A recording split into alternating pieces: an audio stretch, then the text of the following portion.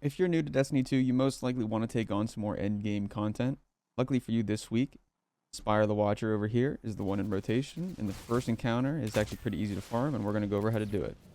So when we spawn in, our friend here that's behind me spawns right where I'm at after we kill the goblin that's over there. So once we kill him, I do the same thing every time just to keep it consistent because this area can get extremely hectic. And you can do it with whatever subclass, whatever class of guardian that you would like to do. Hunter, Warlock, Titan, all of them can do it, whatever you're comfortable with, as long as you have a little bit of survivability and a void weapon to consistently break the shields of the Minotaurs so that they don't give you any trouble. We kill the Minotaur quickly so we can get started and not get shot at by the Cyclopses too much. So what we're going to do is we're going to jump up to the top left. And this is where I will always go. I always start this way, it makes it easier. And you jump up in this little room here, and that's number 1.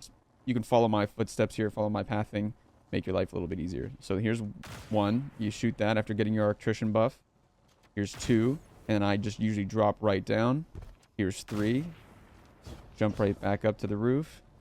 4 is right here. 5 is right here. And that is that circuit complete, except for the very final one. So we're going to avoid doing the final one and jump down and come right inside here. This one can be a little annoying because of the tunnel, depending on how much your upkeep is on your Electrician timer. So make sure that you're paying attention to how much timer you have. But here's the start.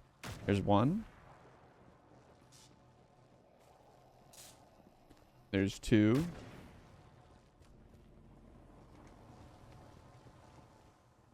And there's 3 right there. And then that is the final one for that circuit. So then we're going to come over this way here. And the start of the next circuit is right here. So you shoot that and there's 1.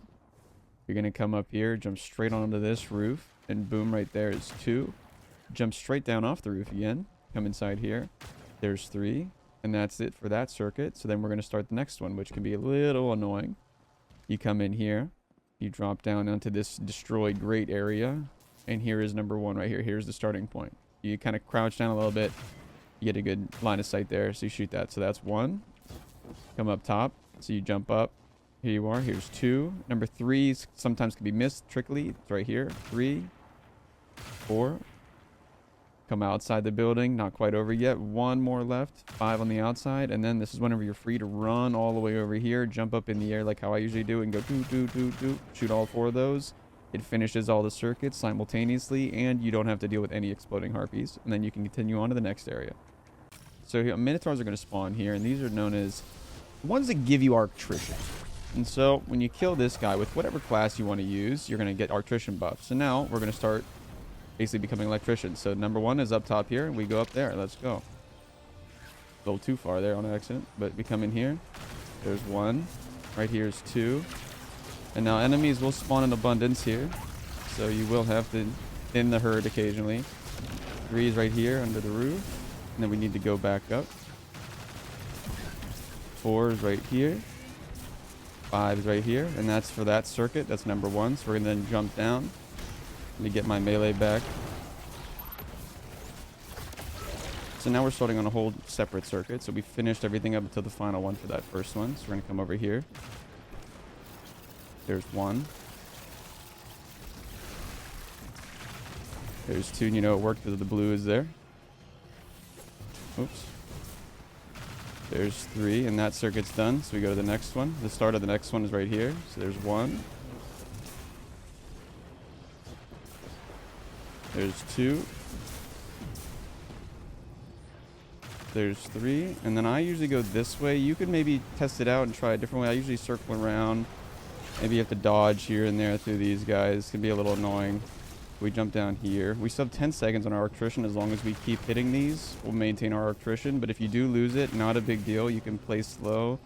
Hit one of the Minotaurs to chase you in to one of the buildings away from the Cyclopses, and you'll be alright. So now that we've done all those, you come to the very end, and you activate the final 4. And there you go. And now the reason, I'll stay up here real quick, and you'll see, the reason we didn't activate each circuit as we did it is because the second you basically activate one of the circuits, those exploding harpies start spawning in, and it makes your life miserable.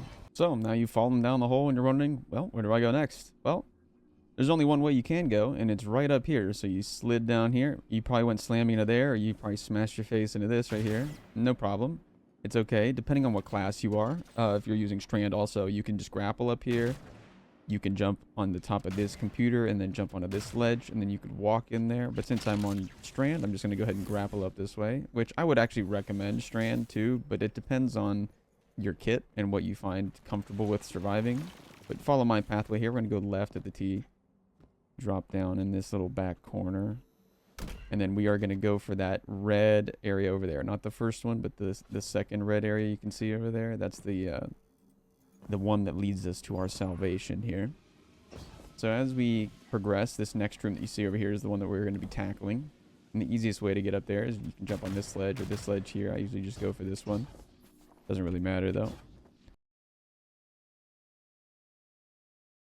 You're going to jump across here and take out these hobgoblins first.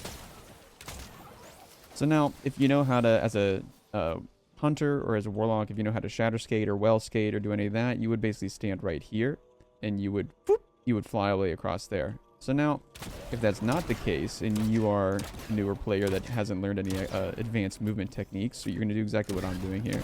You're going to kill everybody. And this is where I would recommend, if you can switch to Strand, I would do it. And I will show you why. So once you jump down here, it wants you to follow the jumping path, or you would jump from here to here, and you would continue following this path. That's fine and all, but there's also a secret chest over here. So if you do want the secret chest, if you do care, now, do you understand the secret chest will only give you loot that you have had dropped from this dungeon? So if you've never completed this dungeon before, it might not give you much of anything, but once you complete the first encounter that we'll get to here eventually, you will have stuff to get from there. But here's where being on Strand comes into play. If you have your handy dandy grapple, you can come stand right over here and you could just go ahead and grapple yourself on up. Don't mess it up like that. Luckily I have two. You jump up here, and now to the left is where your secret chest is. Now you can open it up. I've already grabbed it, so it shouldn't give me anything, but this is where you would get your good old loot.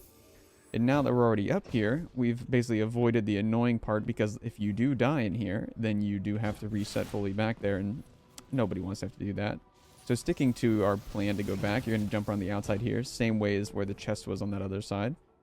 Keep our way going.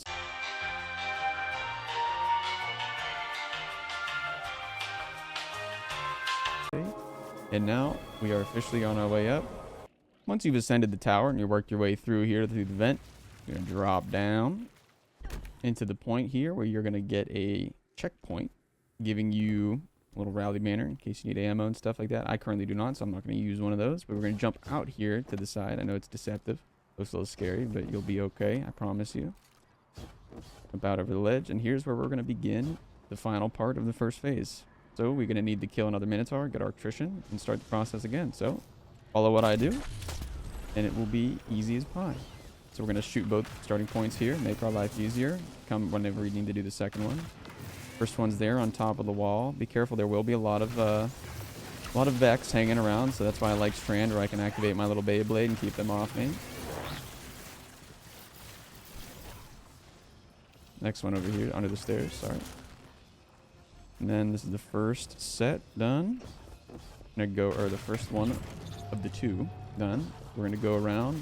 Like I said, you don't have to kill all these guys. They can kind of like spawn in big groups, but I know that with this class, whenever I do this, I get woven mail. But we already shot the first one over there, so we can shoot this one now. We don't have to go around the edge. And we gotta look up for these next two, there and there. Do not kill these hydras. These are what will spawn in the exploding harpies, so I would just make a mental note of where they are, but just try to keep your distance from them. So we finished the first floor. Now we go up.